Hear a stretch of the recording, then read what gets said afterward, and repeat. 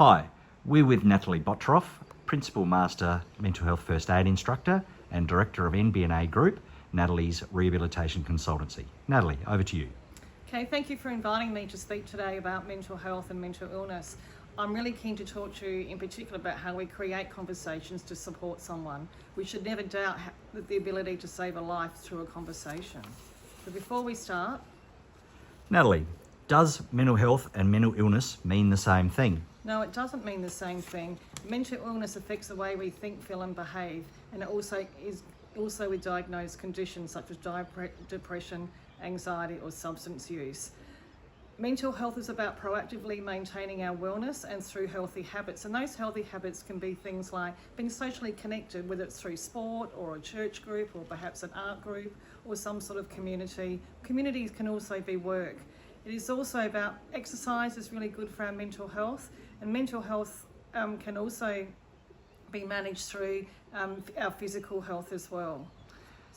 Natalie, what increases an individual's risk factors to developing a mental illness? Oh, there's lots of factors that can develop, and it's never one factor in isolation. We have our biological, our psychological and our social context, and they interloop with each other. So as I said a moment ago, it's never one individual factor. In fact, it can be things like a family genetics. So if there's a family history of mental illness, there's a greater risk of a mental illness developing. However, it doesn't say that you will develop a mental illness, but the risk factor is there. Sometimes it can be about your immune system. It can be about the chemistry in your brain needs medication to help flatten it out. It can be about exposure to trauma. Childhood trauma in particular can affect our adult lives as well. Sometimes our values are compromised. On times that our belief system is compromised as well. It can be also around social or cultural issues. Sometimes people can't afford to seek treatment.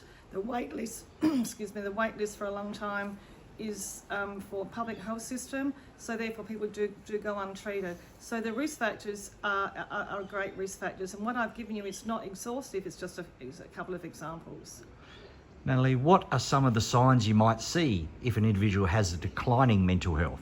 Okay, so behaviour change is the greatest telltale sign of someone's declining mental health. And people don't choose to change behaviour usually. So you might see someone who's tired all the time, no motivation to get out of bed. They might feel sick, they might be feeling run down.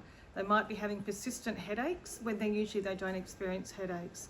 Their ability to cope is greatly reduced.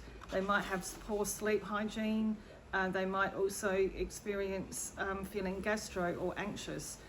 They might experience some physical symptoms as well. So we need to understand that our mental health affects our physical being. So it can replicate pain that might not have existed before, but that pain is related to our mental health, not necessarily to an injury that you may have sustained.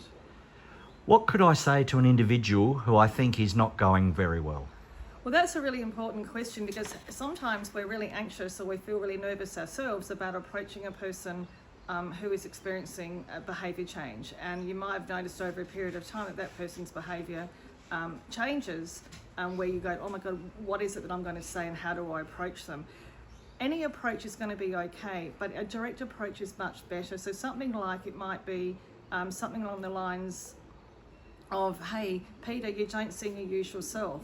And Peter might say, well, what do you mean? Then you can actually add on what you're actually observing. Things like, what can I do for you right now? Is there anything I can help you with? And using questions where they're open-ended is really critically important, because if you ask a direct question and it's a closed question, you'll get a yes or a no response to that. So we need to also take into account our body language is critically important. So our body language, I think, is around about 55% tells a person of whether our interest is not. So don't be afraid to approach someone. Whatever words you use are going to be words that they will resonate with, because it shows that you're caring. I might be worried that I'll get it wrong and make the individual feel worse. If you're fearful about getting it wrong and making the individual feel worse, don't underestimate the ability to save a life by asking questions. So if you're thinking that I'm going to make it worse by asking, you're not likely to do that. The most powerful thing we can do in supporting a person with declining mental health is listening without interruption. Our natural selves want to fix problems. But when we're supporting someone with declining mental health, we have to put ourselves into a position of being a fabulous listener. So some of the things that you might want to think about is when was the last time you felt really listened to? What things about that person made you feel valued? And what did you take away from that about feeling listened? So listening is a really powerful skill in supporting someone with declining mental health. But you need to also make sure you take care of yourself. That's vitally important as well. How we approach the person, we need to take some factors into account. One of them is that in the environment. So if you notice someone's declining mental health, it might be at the work environment, it might be in the community, it might be in your social or sporting or your recreation group. It's not about approaching the person right then and there. It might need to sit back and think about the words that you want to use before you do your approach. You might say, hey, come on, Peter, let's just go and grab a coffee together. And that might be the ideal time to actually do the approach. A lot of times you might not always get the buy-in on the first time, but that's okay. Just feel free to keep trying to engage the person. You need to also think about, as I said, the listening skills, but also let the person talk to you about what they're actually experiencing, and you can do that by being powerful in listening. Thank you, everybody. If you or anyone you know needs further assistance, please utilise Lifeline on 13 11 14 or the Suicide Callback Service, which is 1300 659 467. Thank you, Natalie. Thank you.